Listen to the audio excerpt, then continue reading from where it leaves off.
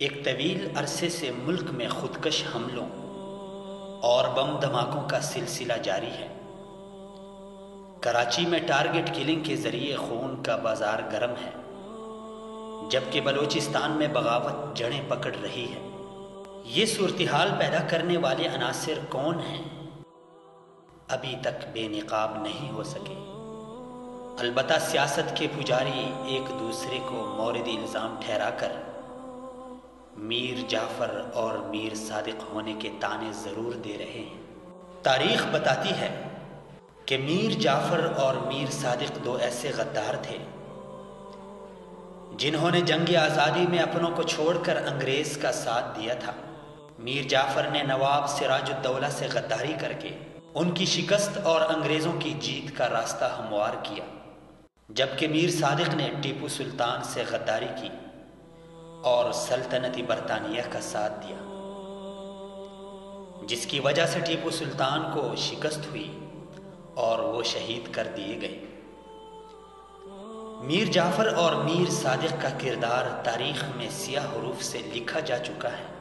یہ دونوں غدار خود تو دنیا میں نہیں رہے، لیکن اپنے پیچھے کئی ایسے جانشین چھوڑ چکے ہیں جو ان کے نقش قدم پر چل رہے ہیں۔ آج مملکت خداداد پاکستان بھی میر جعفر اور میر صادق کے جانشینوں کے نرغے میں ہے۔ آج کل کے حالات دیکھ کر تو لگتا ہے کہ پاکستان میں میر جعفر اور میر صادق زیادہ ہیں، جبکہ ٹیپو کم رہ گئے ہیں۔ ٹیپو سلطان سچے مسلمان، عظیم سپاہی، جو خود تو شیر کی ایک دن کی زندگی گیدڑ کی 100 سالہ زندگی سے بہتر ہے، یہ کہہ کر وطن پر نثار ہو گئے، لیکن ان سے غداری کرنے والا میر صادق آج بھی نفرت کی علامت بنا ہوا ہے۔ اس وقت جہاں ہماری پارلیمنٹ میں میر صادق اور میر جعفر موجود ہیں، وہیں صحافت، عدلیہ اور دیگر اداروں میں بھی ان کی کمی نہیں ہے۔ سیاست اور صحافت کا تعلق سماجی خدمت سے ہے، لیکن بدقسمتی سے یہ دونوں ادارے میر جعفر اور میر صادق کے جانشینوں کی بدولت بدنام ہو چکے ہیں۔ اسی طرح عدلیہ اور دیگر اداروں میں بھی میر جعفر اور میر صادق کے جانشینوں کی موجودگی نہ صرف ملک کی بدنامی کا باعث بن رہی ہے، بلکہ ان لوگوں کے بے نقاب نہ ہونے کی بدولت ملک کا مستقبل بھی داؤ پر لگا ہوا ہے۔ میر جعفر اور میر صادق کے کئی جانشین سیاستدانوں کا تو یہ عالم ہے کہ عوامی خدمت کو پس پشت ڈال کر ملک کو دو لخت کرنے کے درپے ہیں، جن میں کچھ کراچی کی علیحدگی کا مطالبہ کرتے ہیں تو کچھ ایران کا خونی انقلاب پاکستان میں برپا کرنے کے درپے ہیں۔ ان کی حب الوطنی ایسی ہے کہ پاکستان کا پانی پینا بھی پسند نہیں کرتے۔ کسی غریب سے ہاتھ ملا لیں تو فوراً جیب میں ہاتھ ڈال کر ٹیشو پیپر سے ہاتھ صاف کرتے ہیں۔ افسوس ہے ایسی حب الوطنی پر، جو ملک کو دشمنوں کے حوالے کرنے میں ان کی پوری طرح سے مددگار ثابت ہو۔ کراچی پاکستان کا صنعتی، تجارتی، تعلیمی، مواصلاتی اور اقتصادی مرکز ہے، جبکہ پاکستان کی سب سے بڑی بندرگاہ اور ہوائی اڈہ بھی اسی شہر میں واقع ہے۔ ملک کی معیشت کا 70% انحصار بھی اسی شہر پر ہے۔ دوسری جانب بلوچستان کی اہمیت کا اندازہ ہم پاکستانیوں سے زیادہ مغربی ممالک کو ہے۔ گوادر کے گرم پانیوں تک رسائی کا خواہاں، جہاں برطانوی راج میں سابق سوویت یونین رہا، وہیں ایران، بھارت، امریکہ اور کئی دیگر مغربی ممالک کی نظریں آج بھی اسی پر جمی ہوئی ہیں۔ کراچی اور بلوچستان کا براہ راست تعلق چونکہ پاکستان کی خوشحالی سے ہے، اسی لیے یہاں فسادات بھی وہی قوتیں کرا رہی ہیں جو ملک کو پھلتا پھولتا دیکھنا پسند نہیں کرتی۔ یہی وجہ ہے کہ وہ قوتیں میر جعفر اور میر صادق کے جانشینوں کی بدولت ملک کو دو لخت کرنے کی کوششوں میں مصروف نظر آتی ہیں۔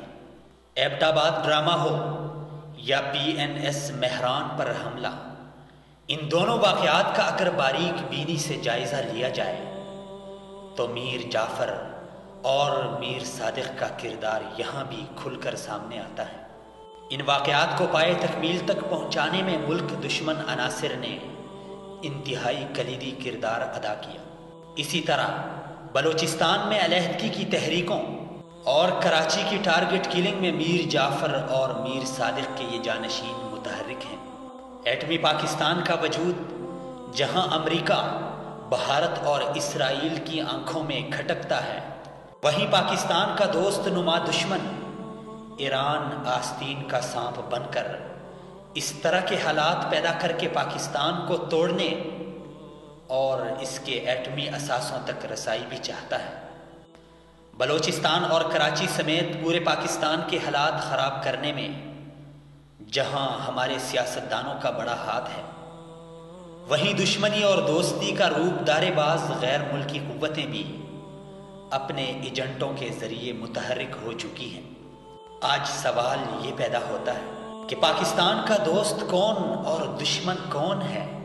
کچھ باتیں ایسی ہوتی ہیں جو سفارتی سطح پر ڈھکی چھپی ہوتی ہیں، لیکن کسی نہ کسی طرح ظاہر ہو ہی جاتی ہیں۔ معروف دانشور اور سابق سفارتکار ڈاکٹر نذیر ذاکر 13 برس تک ایران میں اپنی ذمہ داریاں نبھاتے رہے۔ پہلے 8 برس ایرانی سفارت خانے میں کلچرل اتاشی رہے، بعد میں RCD ہیڈ آفس تہران میں ڈائریکٹر کے عہدے پر فائز ہوئے اور 5 برس وہاں قیام کیا۔ ایران پر 10 کتابیں بھی تحریر کر چکے ہیں۔ 28 اکتوبر 2009 کو کراچی میں ایک انٹرویو دیتے ہوئے انہوں نے کہا تھا کہ بلوچستان کے حوالے سے ایران کا ایک موقف رہا ہے۔ اس کی درسی کتابوں میں یہ بات پڑھائی جاتی ہے کہ بلوچستان ایران کا حصہ تھا جسے انگریزوں نے زبردستی ہندوستان میں شامل کیا۔ پھر 71 کی جنگ میں ایران نے کھل کر بلوچستان پر اپنا حق جتایا اور کارروائی کی دھمکی بھی دی۔ ایران کی نظر اس لیے بھی بلوچستان پر ہے کہ یہ علاقہ ایران کے سیستان کی نسبت نشیب پر ہے۔ اگر پاکستان تیل نکالنا شروع کر دے تو ایران کا تیل اس کی طرف آ جاتا ہے، جس کا ایران کو ڈر ہے کہ پاکستان کہیں تیل نکالنا شروع نہ کر دے۔ ایک سوال کے جواب میں انہوں نے کہا کہ گوادر پورٹ پر بھی ایران کو تحفظات ہیں اور وہ بلوچستان میں معدنیات نکالنے کا بھی شدید مخالف ہے۔ اس کے علاوہ اس بات کے ثبوت بھی ہیں کہ ایران نے گوادر مخالف قوتوں کو وسائل فراہم کیے، جبکہ بھارت نے ان میں نقد رقوم تقسیم کی۔ اسی طرح اینٹی گوادر پروجیکٹ میں ایران، بھارت اور امریکہ اکٹھے ہیں۔ اس میں شک نہیں کہ ملکوں کے درمیان دوستی نہیں بلکہ مفادات ہوتے ہیں، اور حقیقت یہ ہے کہ جہاں ایران کے تعلقات پاکستان کی نسبت بھارت سے اچھے ہیں، وہیں گوادر کے معاملے میں امریکہ بھی ایران کے ساتھ ہے۔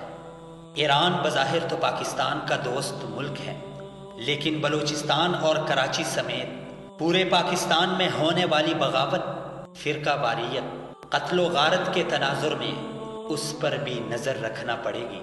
خداوند کریم ملک کی حفاظت میں ہماری مدد کرے اور پاکستان کو میر جعفروں اور میر صادقوں سے بچائے۔